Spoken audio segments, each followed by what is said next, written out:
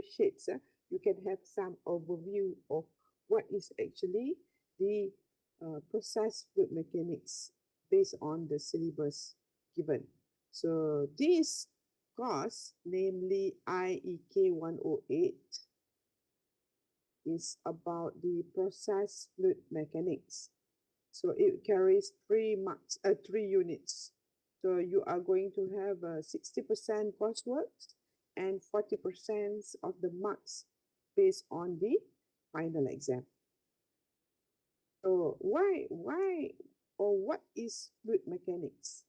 So before we begin or we dive into deeper content, so if you look around, so you will be able to see a lot of fluids mechanics fundamentals or theory being applied in the real application, particularly involve the engineering designs.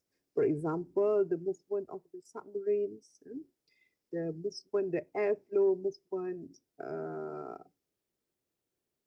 along the or in between the cars, and how the water or the liquid droplets behave, and also the design of the piping systems. These are all will need a fundamental and application of this fluid mechanics. So before I go further, let me introduce myself first. My name is Dr. Harlina Ahmad.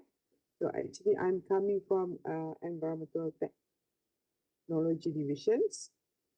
Basically, I'm teaching all of you engineering subjects, which include I108, process fluid mechanics, and also we are going to have another one in second year that is going to be taken by NTech and also bioprocess as a core subjects, which is we call it process heat transfer.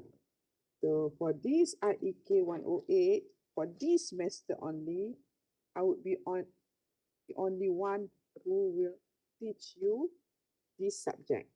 So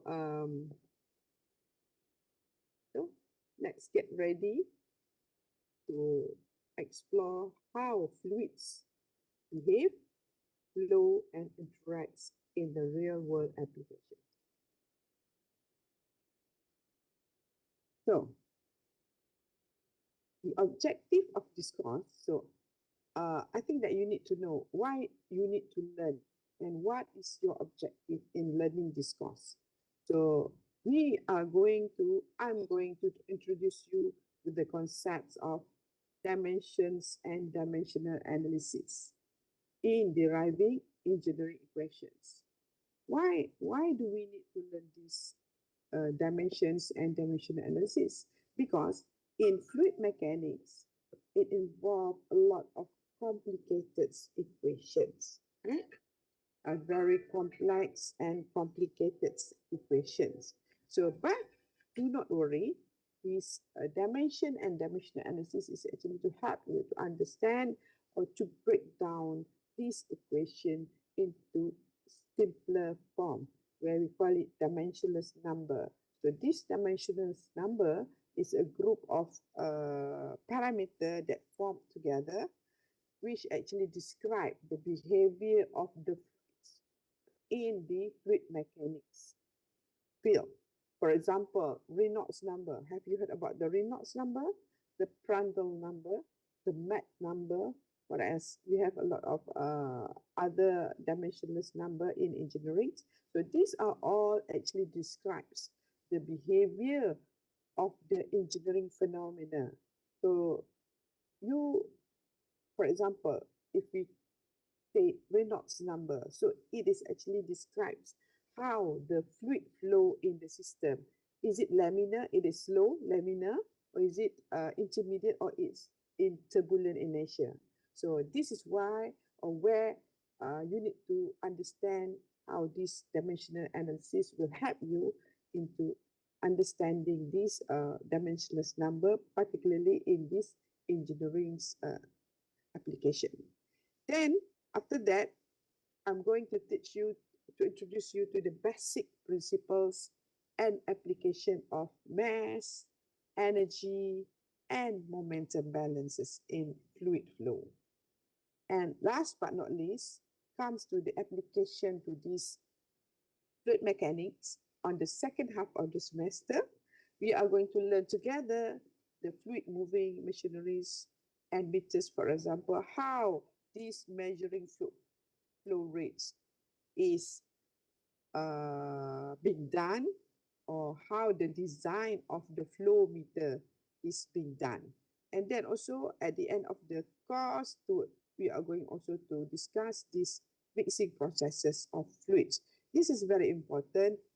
All these are very important, particularly in this chemical and industrial processes. So if you happen to go to industries, productions involved with the productions of certain products or material, you will definitely learn on the rheology of the material itself, the fluid, the fundamental, and the application of this fluid mechanics in the system. So next, I know that a lot of you have some basic physics knowledge, right? In your college or in your matriculations level. And maybe few of you are not having this one, but don't worry, we are not going to use a very complicated physics. If you have to have this basic physics knowledge, for example, Newton's second law, remember F equal to ma, that will be a great help to you. And then if I think that you have already went through the process in iek101, right? Where you learn on the chemical process calculations, specifically on the material and energy balances, right? And you are familiar already with the of temperatures, pressure, density, times, etc. Right? And also, I think that most of you have taken mathematic ones, where we are going to meet somewhere sometimes these differentiations or integrations, maximum minimums, um, fundamental will actually pop out somewhere sometimes in these subjects. But please do not worry. We are not going to use the complicated content of this course. But if you have some weak understanding of this, I would advise you to have a review. Just go to the YouTube's video, or you ask ChatGPT on these things. What is actually the basic physics that involved in fundamental of the fluid mechanics? What are the most common units used in this fluid mechanics? Or what are the calculus that are going to be used in this fluid mechanics? Make it simple. So this era of AI, ChatGPT, and then we have this DeepSeek on whatever. So you can learn on your own. Okay. So next. So hopefully at the end of this course, semua orang, all the students should be able to understand the principle and application of dimensional analysis. Even it will be tested somewhere, sometime in your test, for example, or in your assignment, or in your final exam, right? And then secondly, you need to understand how to use continuity equations, Bernoulli equations, and how to apply in to solve the fluid flow problems. On the latter part, you are going to be taught on the how to read the log scale graph of the bending friction factor. So this is very important, particularly in designing the piping systems or the reactor itself in the industrial processing. Right? And then last but not least, we are going to touch on the how to calculate flow rates from the meter reading. For example, Venturi meter, we have the pitot tubes, we have the rotor meter, For example, in your lab, you have rotameter, but you don't know how what are the fundamentals of the fluid mechanics behind the rotameter applications. And last but not least, we are going to look on some fundamentals and application of the mixing process in this point of fluids mechanics. So basically, the course content will cover we have we have two parts. The first part, which is before the semester breaks, I'm going to go with you. The journey is on the basics, fundamental of the fluid mechanics, basically the statics. So we are going to learn on the introduction of fluid mechanics concepts. We are going to touch a little bit on the thermodynamic properties of the fluids, because this is very important, where in fluid mechanics, the rheology or the viscosity or the density of the fluid itself will actually govern how does it behave in this fluid flow phenomena. And then I'm going to teach you on the unit and dimensional. So we are going to go to several examples of the fluid statics, and then to understand the fluid flow phenomena, and also to understand several basic equations of the fluid flow. So we are going to touch a little bit on the what is incompressible fluids, the compressible fluids. And after the second half of the semester, we are going to look on the applications of the fluid mechanics, particularly in the transportations and metering of fluids. For example, you are going to supply water from point A to point B, and you have various pipings, you have various piping size, you have various piping diameter, you have various piping elevations, and you have elbow, you have bend, you have expansion, you have contraction, and so on. So we are going to have a look on that, and we are going to learn together on how we are going to calculate all what is the head loss, what is the friction loss in this system. And we are going to look finally on the agitations and mixings of the fluids, particularly in the reactor itself. Right? So the grading, it's not it's not 100% coursework. This is altogether is 100%. We have 60 to 40% ratio, meaning that we have 60% courseworks and 40% final exam. Please correct in the slide attached to you.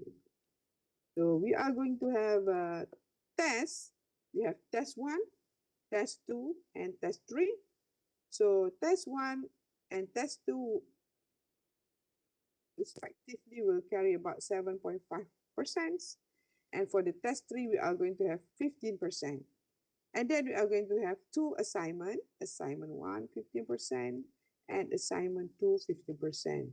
And last but not least, we are going to have our final exam that carries 40%, which consists of 4 questions that will be fully calculation or subjective questions, right? So altogether will be 100% marks. So for test 1, 2, and 3, most probably I'm going to give you multiple choice questions, right? Because we have a big number of students, and marking or grading the answer script will be quite difficult and taking times. So I would prefer to have all this coursework will be on the multiple choice type of questions. So you are given 1 hour, for example, you need to answer maybe 30 to 40 questions. You need to select A, B, C, or D, or you can have a multiple choice of answer. For example, question number 1, you can have 2 or more answer, right? So that will be the format of your test and assignment, right? For the final exam, it will be totally purely calculation and some descriptions, a very minimal description.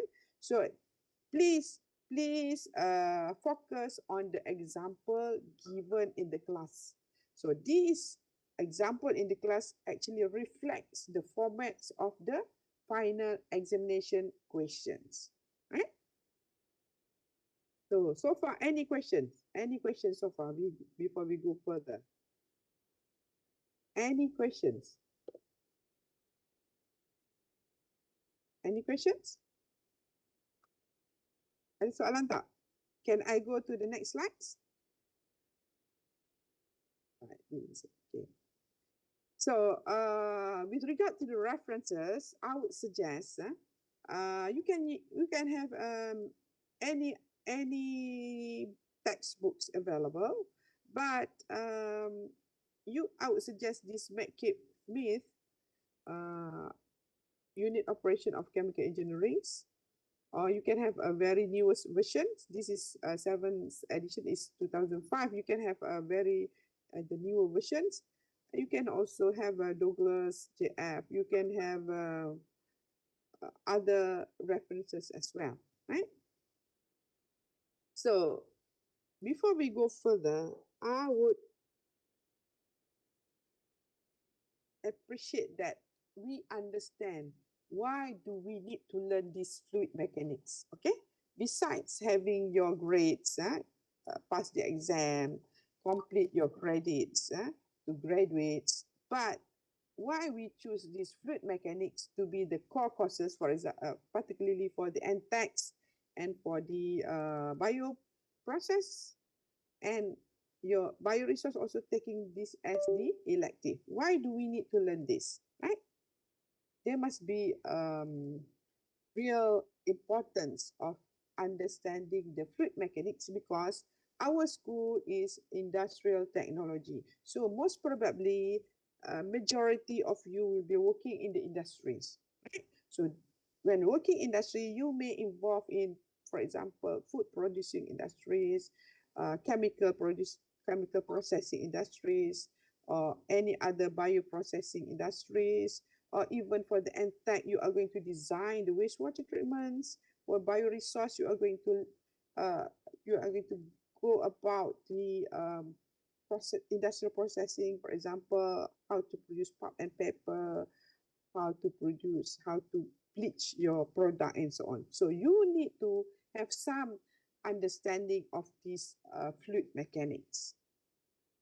So because this is I can list I have listed a few example why do we need to learn this fluid mechanics. It's very important, particularly in this engineered world. What does it mean by engineered world? You mean a design world. For example, all the industries, facilities, all the processing facilities are being properly designed. When it is being designed, it is based on the science, based on the proven science and the scientific theory. It's not an abstract knowledge. So it's based on purely science and engineering principle. So you need to understand it because you need to understand the physical principle of the processing itself, right?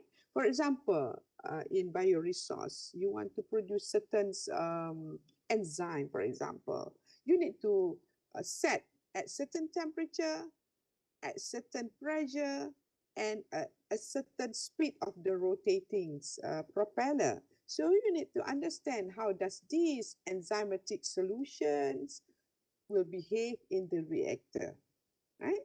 And then another example is that particularly in engineering and architecture, they would study the flow, how the air will flow around the buildings, right?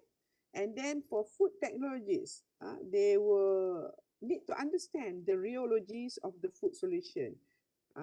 Because, for example, you are making the toothpaste. What is the rheology of this toothpaste? What type of the food? And how does pressure will actually influence the behavior of these products? And then in environmental technology, you need to understand how the sewage, for example, how the flow in the sewage behave in the treatment system. And for the bioprocess, you of course need to understand how this liquor or the fluid behave in this pulp and paper industries. For bioprocess, you need to understand